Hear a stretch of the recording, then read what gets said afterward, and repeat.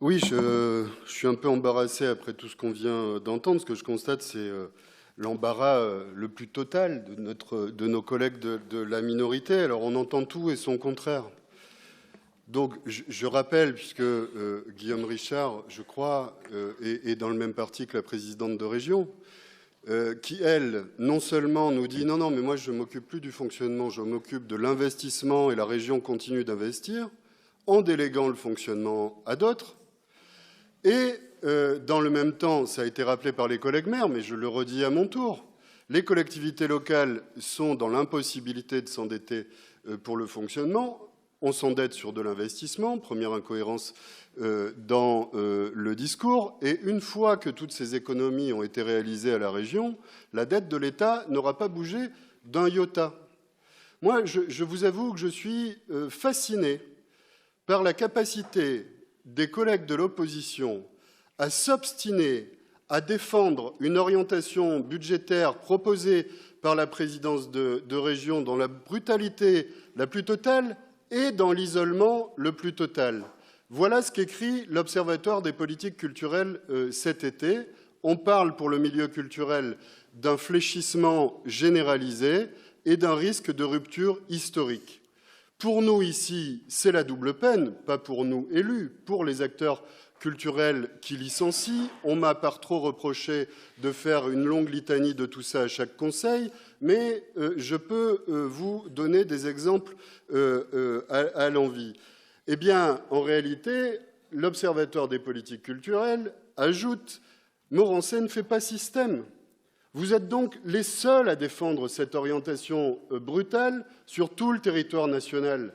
J'ai passé mon été à Avignon à discuter avec des tas de collègues élus. Moi aussi, comme Laurence Garnier, je ne suis pas sectaire et j'écoute beaucoup mes collègues de droite. Je suis un républicain, moi aussi convaincu.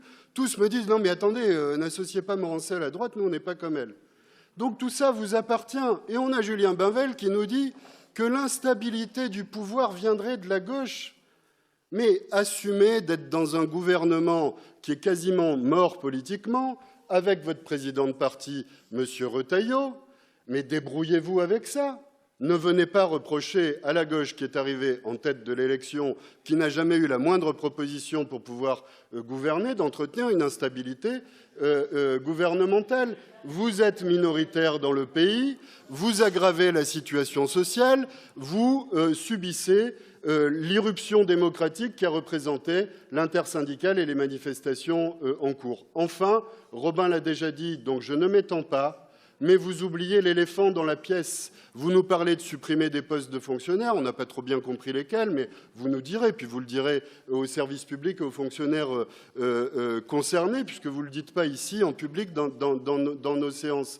Mais vous oubliez l'éléphant dans la pièce, la rémunération des grandes entreprises, la rémunération du capital, 211 milliards. Pour 3/4, c'est des mesures d'exonération fiscale ou d'exonération de cotisations sociales. Donc là aussi, c'est la double peine, puisque ça ne rentre pas ni dans les caisses du budget de l'État, ni dans les caisses du PLFSS, donc du financement de la sécurité sociale. Parce que nous autres communistes, nous n'avons rien contre le financement de l'économie, à condition que tout ça soit contrôlé, soit conditionné et, encore une fois, soit contrôlé.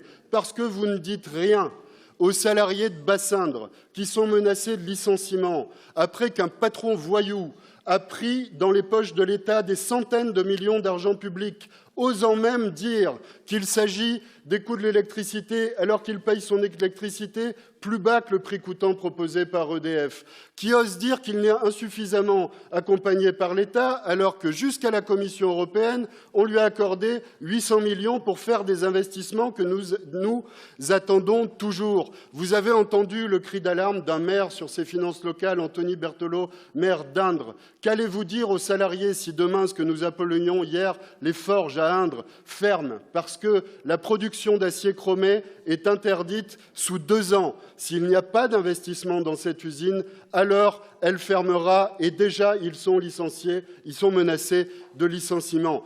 Qu'allez-vous leur dire à eux? Où allez-vous récupérer ces recettes dont vous ne parlez jamais? Et je rappelle qu'un emploi dans l'industrie détruit engage 3 ou 4 emplois dans le reste de l'économie. De ça, des salariés, des familles populaires, de ce qu'ils subissent, vous ne parlez jamais. Vous protégez les forces de l'argent, c'est votre problème, mais ne nous demandez pas de vous associer à vos gabegies.